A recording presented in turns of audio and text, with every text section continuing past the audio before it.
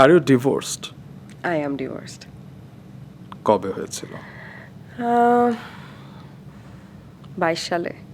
কারণ অনেকে স্পেকুলেশন করে যে আপনারা এখনো ম্যারিড কিনা কিংবা আপনি এখনো বিবাহিত কিনা এবং পেছনে কথা বলে, জি। এটার অনেকে কনফিউজ থাকে।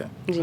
এই কারণে দেখা যায় যে আপনাদের ছবি অনেক সময় প্রকাশ হয়ে যাচ্ছে এবং সেখানে জি। লেখা হচ্ছে যে বিন্দুর স্বামী, কিন্তু আবার এক পক্ষ বলছে না বিন্দু ডিভোর্সড আর কি। জি। তো আপনি অফিসিয়ালি কখনো কিছু জানাননি, না। তো সেই কারণে হয়তো এই আমি কনফিউশনটা তৈরি আমি হয়েছে। আসলে জানিনি এই কারণে কনফিউশন, এবং আপনি যেটা বললেন যে আসলে অনেকে হয়তো জিজ্ঞেস করেন না আনইজি ফিল করি কিনা, তো মেজরিটি মনে করেন যে আমি বিবাহিত, কিন্তু না, আমি বিবাহিত নই।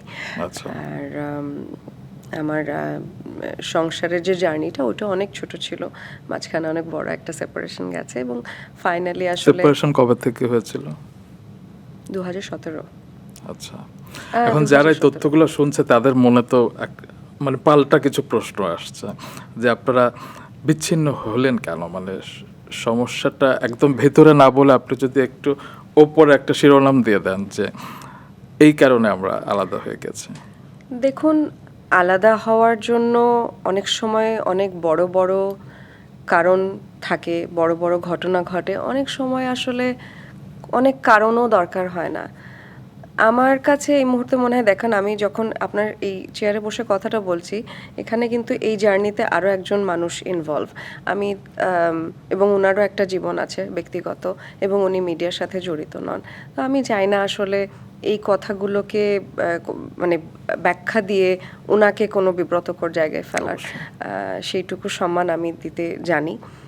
আর যেটা হয়েছে, আমি মনে করি আসলে এটা আমার বাবা মা সবসময় আমাকে বলেছেন, এবং এটা আছে যে জন্ম মৃত্যু বিয়ে আল্লাহ পাকের হাতে। তো আমার বিয়ে অ্যারেঞ্জ ম্যারেজ ছিল, এবং আমার বাবা মা আমার ফ্যামিলি দেখে শুনে বুঝে বিয়ে দিয়েছিলেন।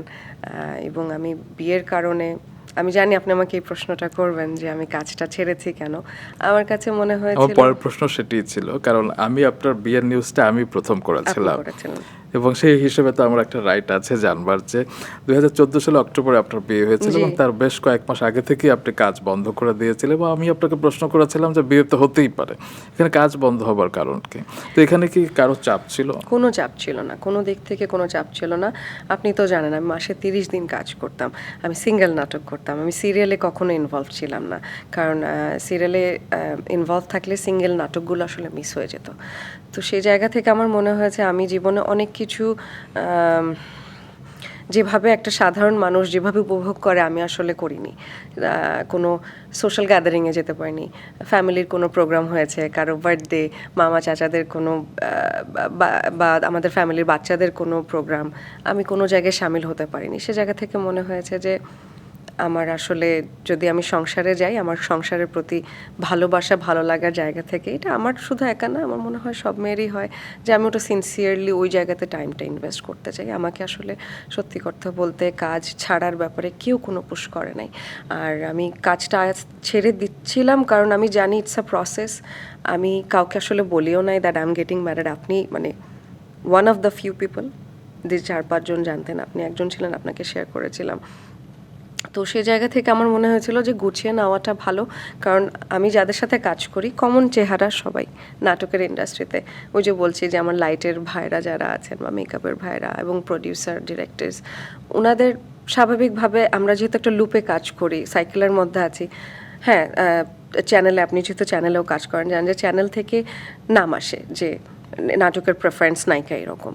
তো আমার কাছে মনে হয়েছে যে আমি ওই আসার জায়গাগুলো আমার আস্তে আস্তে আস্তে আস্তে একটু ব্রেক করে দেওয়াটা ভালো, এই কারণে আমি বিরতিটা নিয়েছিলাম। আরেকটা কারণ হচ্ছে, দু একটা সিরিয়ালের সাথেও আমার একটা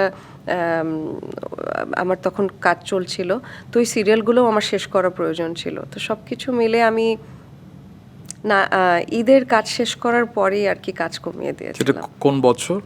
2014 না 15?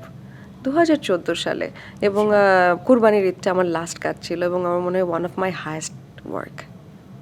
52টা নাটক মনে হয় প্রচার হয়েছিল একইতে।